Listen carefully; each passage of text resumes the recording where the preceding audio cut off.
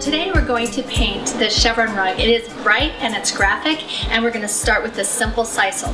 The sisal is a really great rug for a high traffic area. It's a natural fiber and it's fairly reasonable. I bought this one at IKEA for under 100 bucks. This particular rug is 4 foot 4 inches by 6 feet 5 inches, so it's a nice rug for a smaller space. I made this rug about 4 months ago and it's sitting in a high traffic area and it still looks beautiful. The paint that I used is this interior enamel and it's in a teal color, and that's what we're going to use today. You'll need a 1-inch painter's tape and a 2-inch painter's tape. You'll want to get yourself a little pan and a narrow roller.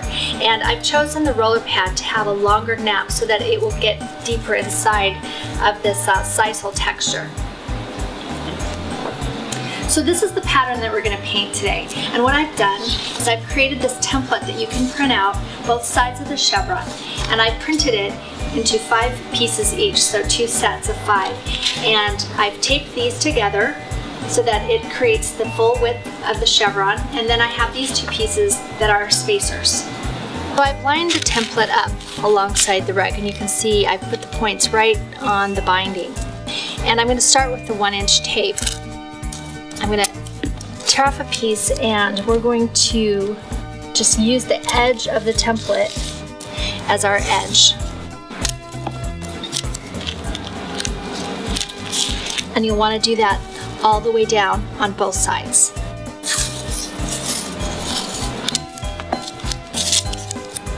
So I finished my first row. Now what I want to do is use my spacers. So I'm going to place the spacer over the tape in a couple of areas like this, and I am going to move my pattern back and align it with those spacers. What you'll need to remember is that this is where you're not going to be painting and this is where you're going to be painting, and you want it to be the same width. So that's why the spacer goes on top of the tape. So if you can use this to align it as you go, make sure everything looks good all the way across. And you'll tack it on both ends and then do the next row.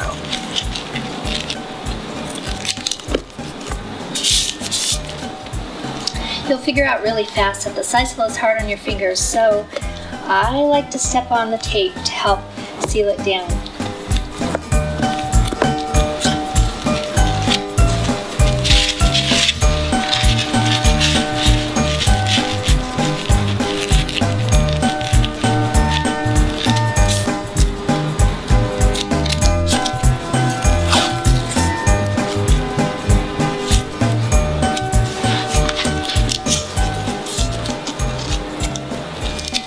Now that the 1-inch tape is all down, I'm going to come back with my 2-inch tape and fill in the holes. So you're going to want to fill in the space that's narrow, not the wide space, because this is where you're going to paint and this is where you want to keep the paint out. So the tape is all down and we're almost ready to paint. What I'm going to do is just run my fingers along the edge to make sure the corners are pressed down all the way, and we're ready to paint.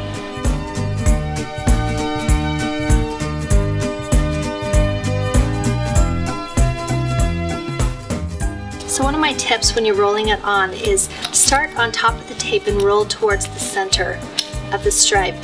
The sisal rug has a lot of texture to it, so if you roll it towards the tape, you're going to put the paint underneath, and that will cause more of a jagged edge than what you're going to want.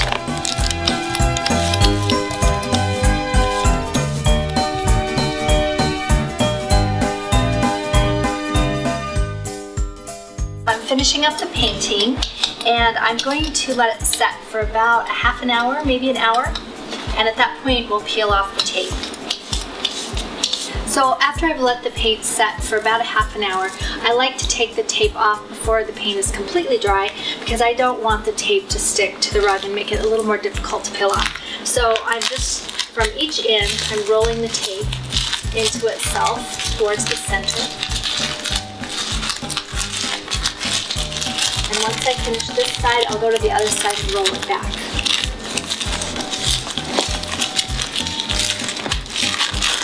So the rug is done, and I think it looks fabulous.